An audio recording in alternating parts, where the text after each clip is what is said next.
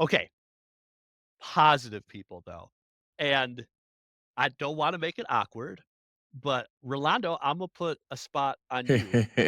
You honestly, I think were one of, if not literally the first person who I truly looked up to, still look up to, who I admire, still admire, My friend. and showed me in all of the good ways, right? I've just spent an hour and a half talking to you about the things that people showed me that I learned from in all the awful ways.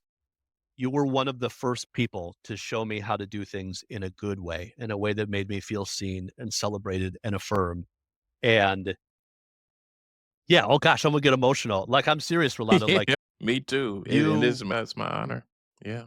yeah, you really did shape me. I think to me, and maybe I don't know if you would identify as this, Oh, but no, go for it. Yeah, yeah. this is how I experience you. You have a way of making people feel seen, of making people feel drawn in and connected as if they're the only people in the room, as if even if they're a stranger, you know them in a good way, right? You know them in this in like an Mhm. affirming, I see you, you're worthy, you're in this space with me, you're all that matters. We're gonna hold this space together, and I got you. I feel so safe. And what's amazing about it is that the environments that we were in together weren't safe, right? We were doing social justice work. So Yeah. we were in environments where we were actively talking about harm that was being done, Yeah. harm that systems do, trying to change culture and society and all of these different things. But yet still, you're able to do that with people that like guide them so gently on their social justice journey. Like, you inspire me to be the best version of myself. And I've just had never fully had that before I met you in one singular person. Like, I've had that a bit in other people who had alternative motives, and I think Right. you're the first person who I still to this day admire and love and uplift. And gosh, we've gone like probably a year plus since we really talked, and like we That's just right. got right back into it. That's right. And it's just That's right. and the work that you do is just so brilliant. And so like I'm saying this is a very like almost non-social justice, right? Like almost it's just how you engage with people. But the way in which you do social justice work, that is so important. That's so critical, right? We talk about the shame box. Yeah. You have helped me feel safe enough to open my shame box. You have helped me feel safe enough to try even at the risk of failure, right? Mhm. Like my pendulum has swung almost too far in the opposite direction, right? I was a product of so much violence and then did so much violence that I'm almost at a detriment. I'm almost so perverse to violence that it's actually a detriment to myself and the work I do.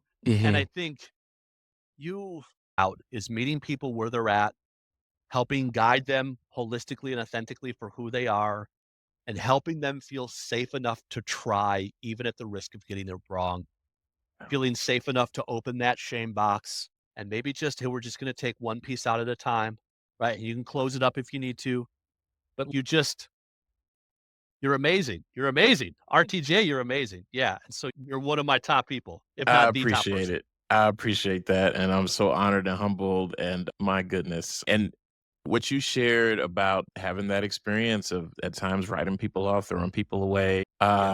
Hey, I've had different, but I've had experiences in which I've done that too. And even in your own sharing around just coming to the realization around the different ways you were perpetuating, it's like, hey, I've also realized that in different ways too. And again, yet again, it's yeah, you got a way of is written in ways that are exclusionary in times intentionally, but this feeling of if we're not speaking to the people, if they can't pick up what we're putting out there and they can see themselves in it and do something with it, what are we doing? Or who are we talking to? Or who are we talking for? Like that sort of thing. And yeah, like even in your explaining that, I saw in some ways my own journey and those feelings of, hey, wanting to Sometimes actually doing still writing people off or, "Nope, Yeah. I'm not there." But even in that, I still wanted to affirm it's alright to be at that place of, okay, doing the one-on-one and being at the intro part for folks, that's not where I'm at. And somebody else needs to hear that too, who might be feeling guilty for feeling that and say, "Yeah, we need you. We need folks who are listening. Like, we need you all, like, just the ways you are to enter and start doing this work or continue so you can grow." So, no, I appreciate you sharing that. I appreciate you sharing that. That means a whole lot to me personally. And yeah, just more than so. Thank you so much. Even just listening to you share that was a good reminder for me as well. But we all deserve to feel seen. So many of us don't get that. I don't always get that. And Yeah. some just to the degrees that we can share that with other people and pass it along. That's for me, that's a big driver